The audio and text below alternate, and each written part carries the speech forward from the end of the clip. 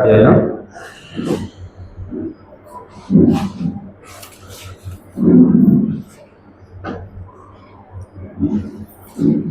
21 నుంచి 25 వరకు చదువుకుందాం. Verse by verse.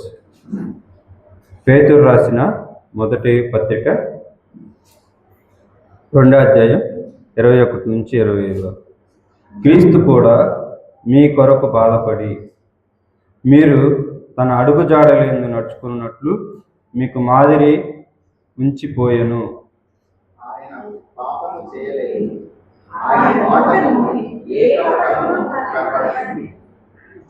ఆయన దూషింపబడి బదులు దూషింపలేదు. ఆయన శ్రమ పెట్టబడి బెదిరింపక న్యాయంగా తీర్పు తీర్చు దేవునికి తన్ను తాను అప్పగించుకొనెను.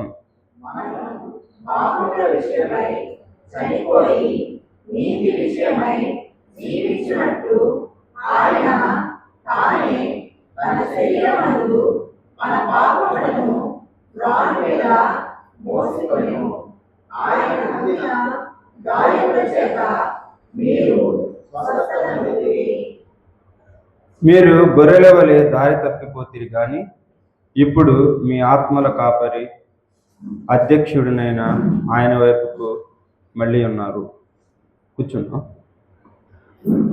ప్రార్థన చేసుకుంటూ దేవుని ఆరాధన చేసుకుంటాం. మహాపరిశుద్ధుడా, ప్రేమ స్వరూపి, ఈ ఉదయకాలం ఈ విధంగా మేము సంఘంగా కూడి రక్షించబడిన సమూహంగా చేరి మిమ్మల్ని ఆరాధించాలి, మిమ్మల్ని మాత్రమే ఘనపరచాలి, మీరు మాత్రమే మహిమ ఘనత ప్రభావాలకు అర్హుడని మేము గుర్తించి మీ యొక్క గుణలక్షణాలను ఏ విధంగా మేము అర్థం చేసుకోవాలో అర్థం చేసుకున్న గుణలక్షణాన్ని బట్టి మిమ్మల్ని ఆరాధించడం. దేవా, ఆదిమ సంఘంలో ఏ విధంగా వాళ్ళు దేవుణ్ణి ఆరాధిస్తూ వచ్చారు నాయనా, ఈ ఉదయకాలం కూడా మిమ్మల్ని సమీపిస్తూ ఉంటుండగా యేసుక్రీస్తు యొక్క దైవత్వాన్ని, ఆయన మానవత్వాన్ని, ఆయన మాకు కనబరిచిన మాదిరిని మేము కొంత చదివి కొంత అర్థం చేసుకొని మిమ్మల్ని ఆరాధించే క్రమంలో మేము ఉంటుండగా మా దేవ, మా ప్రభువా, మీ యొక్క సహాయాన్ని కోరుకుంటున్నాం, మీ పరిశుద్ధాత్మ శక్తిని, మీ కృపను కోరుకుంటున్నాం. దేవా, మాట్లాడుతున్నప్పుడు మీ వాక్యం చేతనే మేము సరిచేయబడాలి, మీ వాక్యం చేత మేము హెచ్చరించబడాలి. ప్రాముఖ్యంగా మీ యొక్క గుణలక్షణాలని అర్థం చేసుకుంటూ మిమ్మల్ని స్తుతించే గొప్ప మనసు మాకు తగ్గింపు మీరే దయచేయమని మమ్మల్ని మీ చేతులకు అప్పగించుకుంటూ యేసు నామములో ప్రార్థిస్తున్నాం. ఆమేన్. పేతురు రాసిన ఈ పత్రిక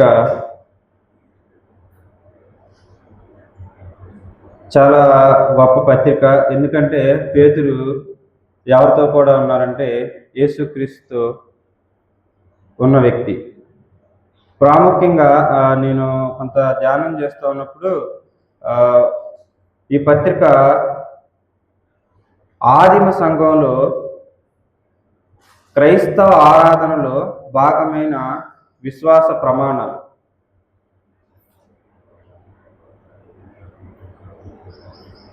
అంటే ఈ పత్రిక ఎవరికి రాస్తున్నా కూడా రాస్తున్నాడో మనకి మొదటి అధ్యాయంలోనే ఉంటుంది. చెదరై ఉన్న యాత్రికులకు శుభమని చెప్పి వ్రాయినది. ఎవరికి రాస్తున్నాడానికి? గలతీయ, కప్పదోకియ, ఆసియా, బీతునియా అను దేశములందు ఎవరైతే యేసుక్రీస్తు సంఘంలో చేర్చబడి హింసల గుండా, శ్రమల గుండా వెళ్తూ ఉన్నారో వాళ్ళకి ఈ పత్రిక రాస్తున్నట్లు మనం ఈ యొక్క మొదటి అధ్యాయం చదివినప్పుడే మనకు అర్థమవుతుంది. అయితే ఈ ఉదయకాలం మనం సంఘంగా గ్యాదర్ అయ్యాము. సో మనం ఆరాధనలోకి వెళ్ళే ముందు కొన్ని విషయాలు, యేసుక్రీస్తు ఆయన శరీరాన్ని ధరించుకొని కన్య గర్భాన ఏ విధంగా వచ్చారు, వచ్చిన తర్వాత ఆయన జీవించిన జీవితం ఏ విధంగా జీవించారు, ఈ ఉదయం మనం ఆ విషయాన్ని జ్ఞాపకం చేసుకొని మనం ఆరాధనలోకి వెళ్దాం. అయితే నాకు నచ్చిన మాట ఏంటంటే, ఆదిమ సంఘంలో వాళ్ళు ఆరాధనకి వెళ్తున్నప్పుడు వాళ్ళకి విశ్వాస సూత్రాలు, వాళ్ళ విశ్వాస ప్రమాణాలు ఏమంటే చాలా చక్కగా చెప్పబడ్డాయి. ఏమనంటే, వారు ఈ మొదటి అధ్యాయంలో ఉంటుంది 4లో, ఆయన తన విశేష కనికరం చొప్పున మనల్ని మరలా తిరిగి జన్మింపచేసెను. ఈ మాట చాలా ప్రాముఖ్యం. ఎందుకనంటే ఇక్కడ కూడి ఉన్న మనము ఆయన ఆరాధించబోతున్నాం. ఆయన ఆరాధించడానికి ప్రధానమైనది ఏంటంటే, యేసుక్రీస్తు విశేషమైన కనికరం చొప్పున నేను తిరిగి జన్మించబడ్డాను. అంటే ఆదిమ సంఘంలో వాళ్ళు ఆరాధిస్తున్నప్పుడు వాళ్ళు జ్ఞాపకం చేసుకున్న విషయాన్ని ఏంటంటే, దేవా నీ విశేష కనికరం చొప్పున, నీ విశేషమైన కృప చొప్పున నన్ను మీరు తిరిగి జన్మింప చేశారు. తిరిగి జన్మింప చేయడం అంటే మనం ఆల్రెడీ తల్లి గర్భంలో పుట్టాం, కానీ ఇక్కడ మరలా తిరిగి జన్మించడం అని అంటే, మనం ఎఫీసీయులకు రాసిన పత్రిక కూడా ఉంటుంది, మీరు పాపములోను అపరాధాల్లోనూ చచ్చిపోయి ఉన్నారు.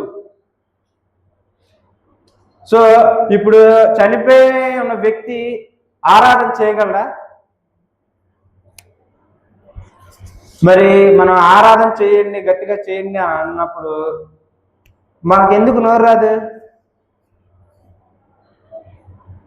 భయం అంటుంది సింధు. భయం ఎందుకు దేవుని ఆరాధించడానికి? మనం మనస్ఫూర్తిగా నేను తిరిగి జన్మించాను, నేను నిజంగానే అపరాధాల్లో పాపాల్లో గతంలో నేను జీవించిన జీవితం, నేను అనుభవించిన ఆ బ్రతుకు నుంచి నన్ను ఆయన విశేష కనికరం చొప్పున, ఈ మాటను మనం అర్థం చేసుకొని, దేవా నేను సంఘంలో నిన్ను ఆరాధించడానికి ప్రాముఖ్యమైన ఒక గొప్ప సంగతి ఏంటంటే, నేను నీ కృపచేత నేను అయితే యోగ్యుని కాదు, నన్ను మీరు రక్షించుకున్నారు. తర్వాత ఆదిమ సంఘంలో మరొక విశ్వాస సూత్రం ప్రమాణం ఏంటంటే, వాళ్ళకి కమిట్మెంటెడ్గా, లేకపోతే నేను తిరిగి జన్మించబడ్డాను ఆయన చెప్తున్న వాక్యాన్ని బట్టి వాళ్ళు ఏంటంటే, వాళ్ళు ఈ మొదటి అధ్యాయంలోనే 14లో ఇలా ఉంటుంది, నేను పరిశుద్ధుడని ఉన్నాను కనుక మీరును పరిశుద్ధులై ఉండుడని వ్రాయిచున్నాను. ఆదిమ సంఘంలో దేవుడిని ఆరాధించడానికి వచ్చినప్పుడు వాళ్ళు మేము ఆరాధించే దేవుడు ఎవరంటే ఆయన పరిశుద్ధుడు. ఎలాంటి పరిశుద్ధుడు అని అంటే, మనం చదువుకున్న విషయాలు అక్కడే ఉంటాయి. ఆయన ఏ విధంగా పరిశుద్ధుడు అని అంటే, క్రీస్తు కూడా మీ కొరకు బాధపడి మీరు తన అడుగు జాడలేందు నడుచుకున్నట్లు మీకు మాదిరి ఉంచిపోయాను. ఆయన పాపము చేయలేదు. దేవుడు ఎంత పరిశుద్ధుడంటే, పరలోక రాజ్యంలో ఆయన పాపం లేనివాడుగా ఉన్నాడు. తర్వాత అయితే ప్రభువా నువ్వు పరలోకంలో ఉన్నావు, మమ్మల్ని పరిశుద్ధంగా ఉండమంటున్నావు, మేము ఎలా ఉండాలి? నిన్ను పరిశుద్ధంగా ఆరాధించాలంటున్నావు, మేము ఎలా ఆరాధించాలి అని అంటే, తండ్రి ఏమంటాడంటే, లుక్ ఎట్ మై సన్. యేసుక్రీస్తు ఆయన్ని నేను పంపించాను, ఆయన మీకు మాదిరి. ఏమనంటున్నాడు? క్రీస్తు మీ కొరకు బాధపడి మీరు తన అడుగుజాడలేందు నడుచుకున్నట్లు ఆయన ఏ పాపం చేయలేదు.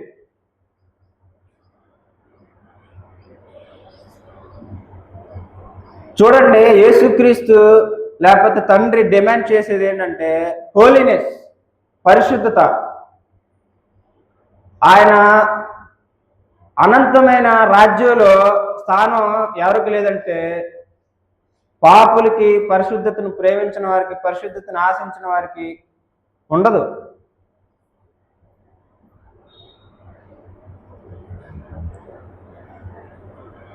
మాకు ఒక పాట మేము రెగ్యులర్గా ఆరాధన చేస్తున్నప్పుడు ఈ పాట ఎక్కువగా పాడుతూ ఉండేవాళ్ళు. చాలా ఇన్స్పిరేషన్గా అనిపించేది మాకు. ఏంటంటే అది ఒక్క లైనే మీ దృష్టికి తీసుకొని వస్తాను.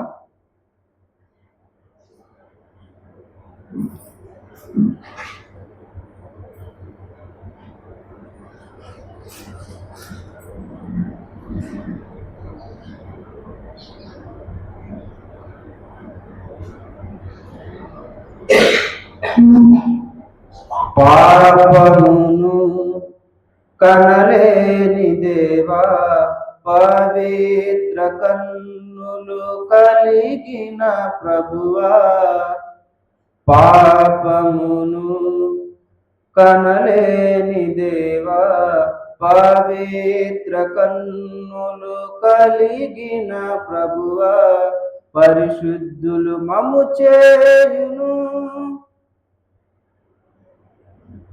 చూడండి, ఆయన పరిశుద్ధుడైన దేవుడు ఎంత అద్భుతమైనటువంటి అంటే ఆయన పాపం ఎన్నటికీ చేయడు.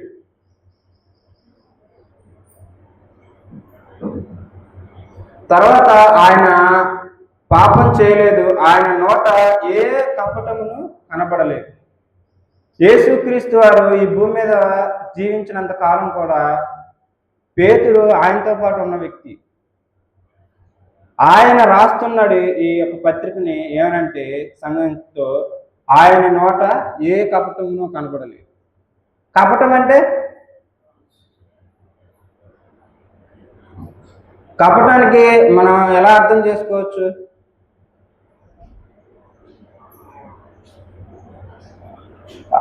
అంటే హిపోక్రసీ. హిపోక్రసీ అంటే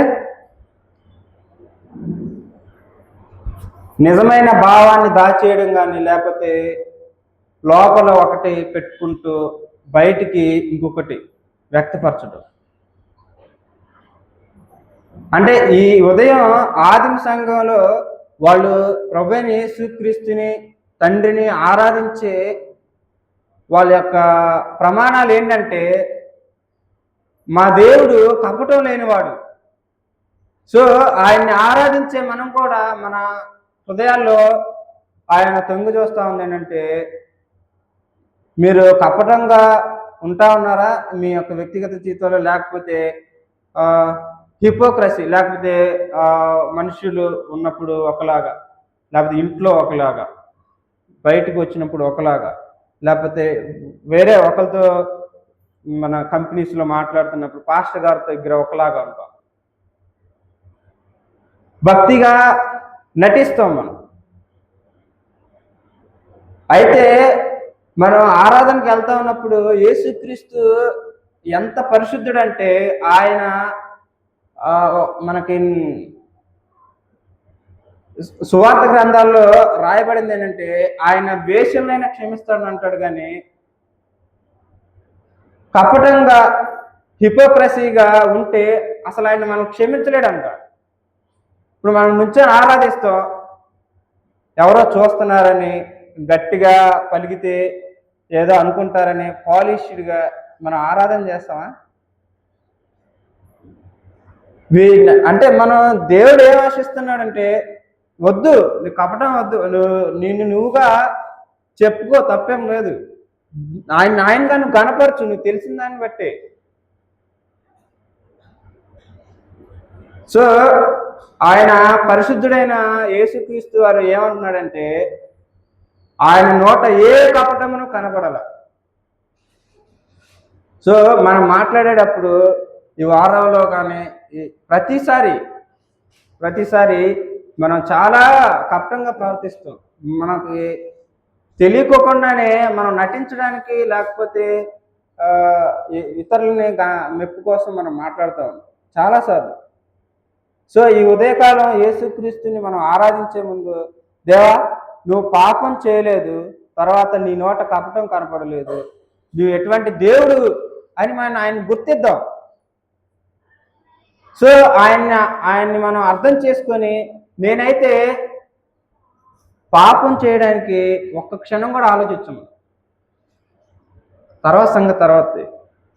అంటే మనకు తెలియకుండా లేకపోతే కాన్షియస్గా దేవుడు అని తెలిసి కూడా మనం ఏం చేస్తామంటే పాపం చేయడానికి వెనకాడం.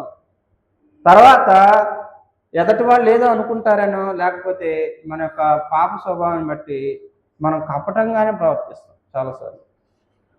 తర్వాత ఆయన ఏమంటున్నాడంటే చూడండి, ఆయన నోట ఏ కపటమును కనపడలేదు, ఆయన దూషింపబడి బదులు దూషించలేదు, ఆయన శ్రమ పెట్టబడి బెదిరింపక న్యాయంగా తీర్పు తీర్చి దేవునికి తను తాను అప్పగించుకున్నాడు.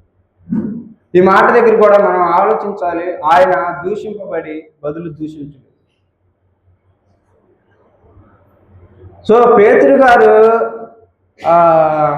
ఆయన సిలువేస్తుంటే ఆయన ఇదే చలికాలంలో ఆయన కూర్చొని యేసుక్రీస్తు వారు అక్కడ బంధించబడి కొడతా ఉన్నప్పుడు ఒక లేడీ చిన్న పాప అడిగిద్ది, అతన్ని చూసి, నువ్వు అతనితో కూడా ఉన్నవాడవే కదా అని అంటే, లేదు లేదు లేదు అతను ఎవరో నాకు తెలియదు.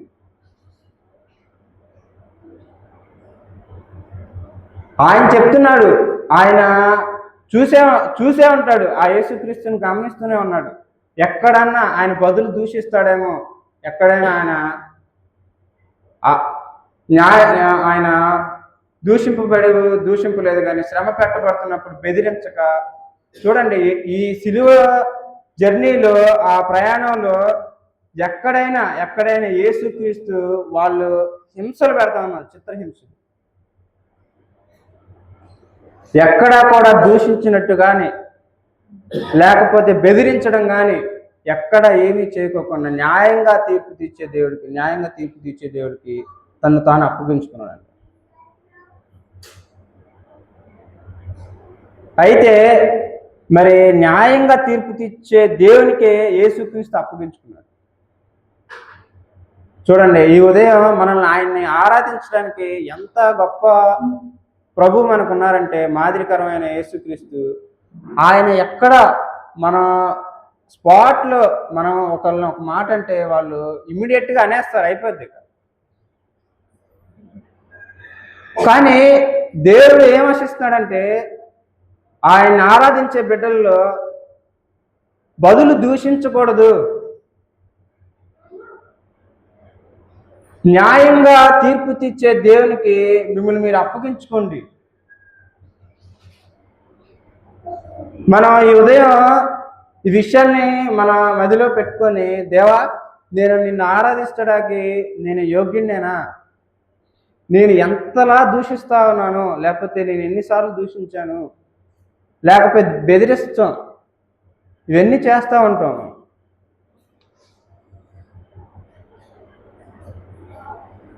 మనము పాపముల విషయమే చనిపోయి నీతి విషయమే జీవించినట్లు తానే తన శరీరమందు మన పాపములను మాన మీద మోసుకెను, ఆయన పొందిన గాయముల చేత మనకు స్వస్థత.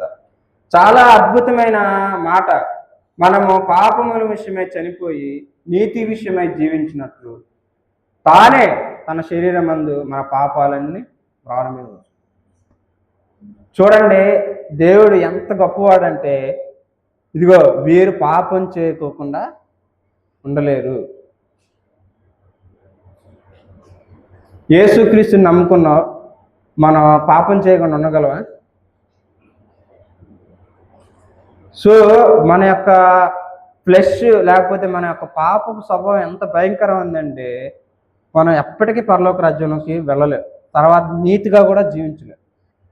ఆ ప్రభువైన యేసుక్రీస్తు ఏమంటున్నారంటే, మనము పాపం విషయమై చనిపోయి నీతి విషయమై జీవించినట్లు ఆయన తానే తన శరీరం మందు మన పాపాలన్నీ మోసుకునేట్టు.